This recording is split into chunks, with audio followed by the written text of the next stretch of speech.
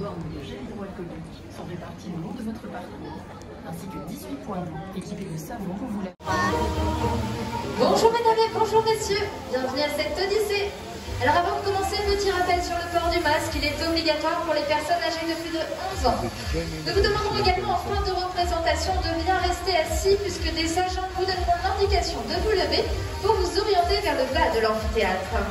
Et allez, je m'arrête là pour les consignes et je vous demande maintenant d'accueillir Sylvain qui va nous guider à travers cette odyssée. Bonjour Maëlys et bonjour à tous. Durant cette représentation, vous allez pouvoir observer des otaries de Californie. Elles sont toutes nées ici, à Bobal, dans notre parc zoologique européen. Elles restent néanmoins des animaux sauvages, entraînés et non domestiqués. Nous leur avons appris à nous accepter dans leur environnement et à participer volontairement à leur entraînement. Vous l'aurez donc compris, tout ce que vous allez pouvoir observer est basé sur une relation de confiance et de respect mutuel. Et comme vous pouvez le voir actuellement, nous avons deux otaries dans le bassin. Il va s'agir de Pato et Amy. Je viens de vous l'expliquer, on travaille avec le volontariat de nos animaux. Ils n'ont pas souhaité rentrer avant la représentation. Alors on va les laisser évoluer tranquillement dans le bassin sans s'occuper d'eux et en espérant qu'ils ne viennent pas trop déranger nos autres animaux pendant cette représentation. Et bien très bien, justement, nous allons pouvoir accueillir nos soigneurs accompagnés de leur lion mère. Alors avec Chloé, une femelle âgée de 11 ans, et avec Manon, une autre femelle, elle âgée de 13 ans, je vous demande d'accueillir bien fort Cali et Vénus. Et justement, Sylvain, tu évoques l'entraînement. Est-ce que tu pourrais nous en dire un petit peu plus? Eh bien, nous avons une méthode positive.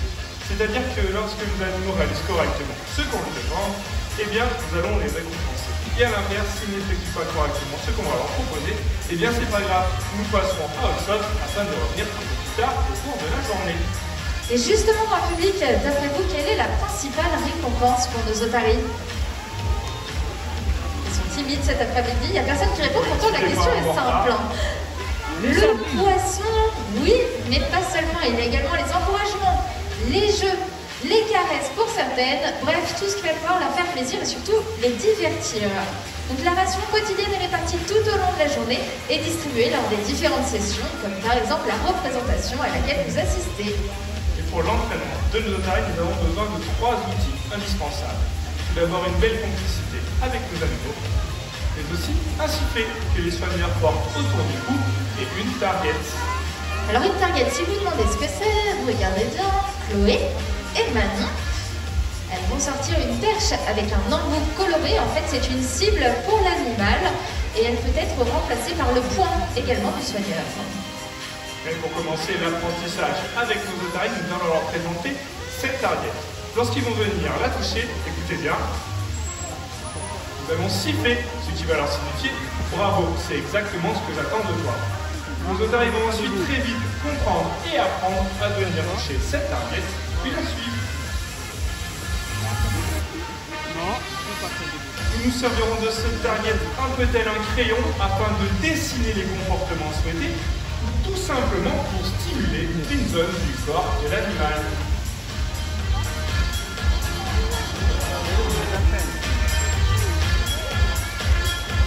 Petit à petit, nous allons retirer cette target pour la remplacer par un mot et un geste.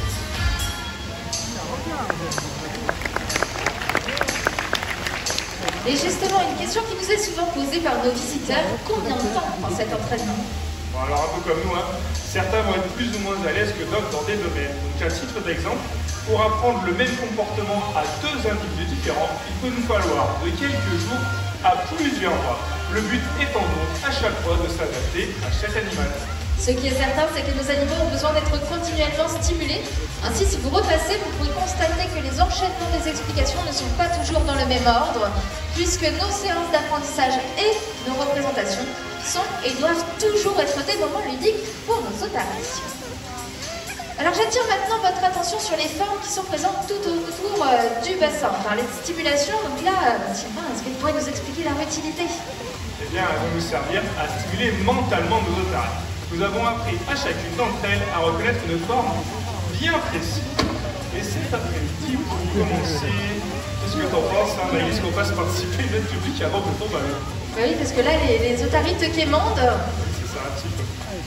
Alors ça, tu préfères participer ou toi décider? Alors attention au micro quand même. Alors, oui, on peut faire décider le public, mais s'ils se réveillent, hein, parce que là, ils sont pas très réveillés depuis tout à l'heure. Justement, on va voir ça. Alors attention, ça va être très très simple. Hein. Le but du jeu, c'est de faire un maximum de bruit pour l'otarie à laquelle je vous associe. Alors on va diviser les gradins en deux parties.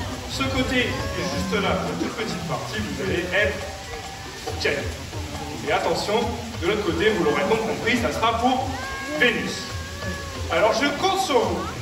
Cette partie-là, hein, on va commencer après. On va commencer par Cali. Je vais vous demander de faire un maximum de bruit maintenant.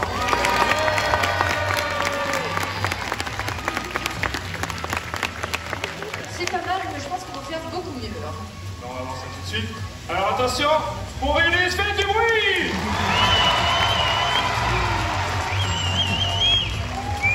Ah, ça y est, on les a réveillés là quand même. Ouais, c'est plutôt pas mal. Est-ce qu'on ferait pas un deuxième tour? Parce que celle-là, c'était le tour de chauffe, hein, qu'on se le dise. C'est vraiment bon monde.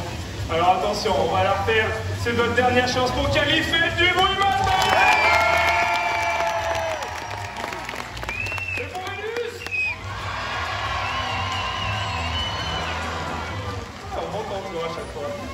Alors bon, vous avez bien participé, il n'y a pas de raison, on va faire participer nos deux otaries. Alors là, cette fois, c'est toi, Maëlys, qui va devoir contribuer au jeu. Est-ce que tu te souviens de la forme de Cali? Et oui, pour Cali, c'est le carré qui est juste en face de moi, ça tombe bien. C'est ça. Et Vénus, du coup? Et Vénus, c'est le triangle. Alors Vénus et Cali, c'est à vous. C'est parfait pour Vénus. Et c'est un sans faute également pour Cali.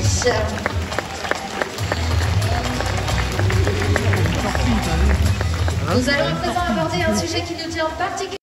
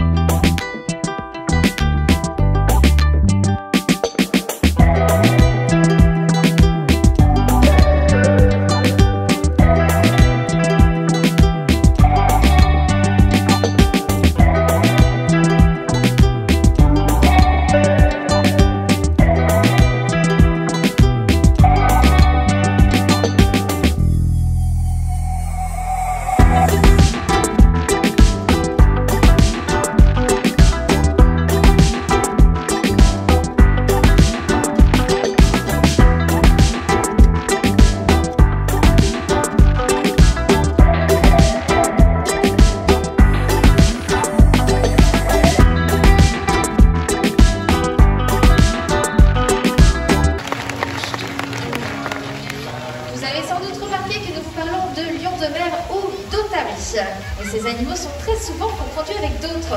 Alors, est-ce que vous voyez de qui je parle dans le public? Le phoque. Effectivement, pour phoque, il existe des moyens très simples pour pouvoir différencier ces deux animaux. Et la première se situe au niveau de leur tête. Et oui, alors regardez bien justement de chaque côté de celle-ci. Chez nos otaries, vous allez pouvoir apercevoir les oreilles de l'avion externe. Eux, les phoques posséderont de petits trous. Il sera donc impossible de distinguer les oreilles chez le phoque. Alors rassurez-vous, c'est pas toujours peur de vous, mais il existe d'autres différences. Sylvain, tu nous les montres?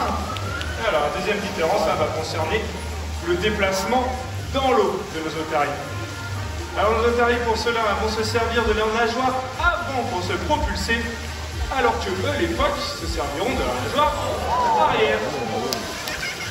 Et la dernière différence sera toujours la façon de se déplacer, mais non pas dans l'eau, mais cette fois-ci sur terre. Et les otaries vont justement se servir de leurs grandes et puissantes nageoires avant pour pouvoir marcher à quatre pattes ou quatre nageoires comme vous préférez, mais également courir à des vitesses avoisinant 25 km/h. Et oui, le phoque lui possède de toutes petites nageoires avant, ce qui ne va pas lui permettre de soulever le poids de son corps pour se déplacer. Et d'ailleurs, Kali va tout de suite vous en faire une petite imitation.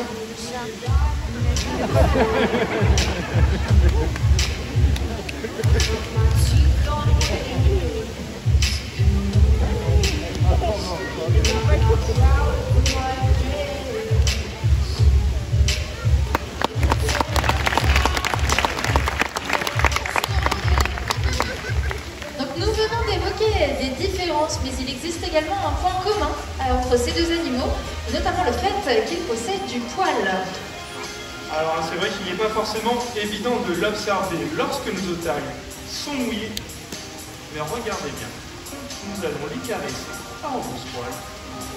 Et bien là, vous pouvez plus facilement apercevoir ce courbe-là d'environ 1 cm.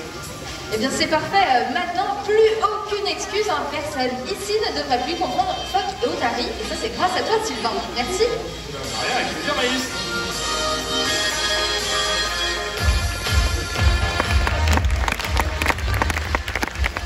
Je ne sais pas si tout le monde a remarqué, mais pendant ce temps-là, les formes dont nous parlons tout à l'heure ont été mélangées. Et oui, pour suivre davantage nos otaries, nous les changeons à chaque fois de place, sinon vous doutez bien que ça serait un petit peu trop facile. Alors là, je vais voir, tout à l'heure vous avez fait du bruit, mais savoir si vous avez bien écouté et été attentif. Est-ce que vous vous souvenez de la forme de Kali? C'est bien ça. Et celle de Vénus? Triangle. Triangle, bah super. Alors Kali et Vénus, c'est à vous.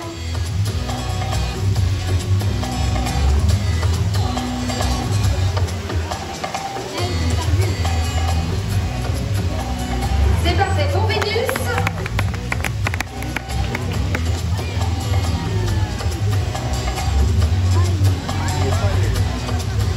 On va redemander à Kali parce que je pense que Paco est un petit peu perturbé. Allez, on peut peut-être l'encourager.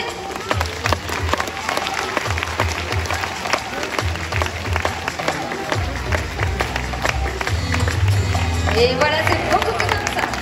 Ça marche tout de suite mieux. Parlons à présent de l'entraînement médical. Vous l'avez peut-être déjà observé dans l'un des nombreux reportages sur Beauval. Il se déroule habituellement en coulisses. Donc là aussi, Sylvain, est-ce que tu peux nous expliquer un peu ?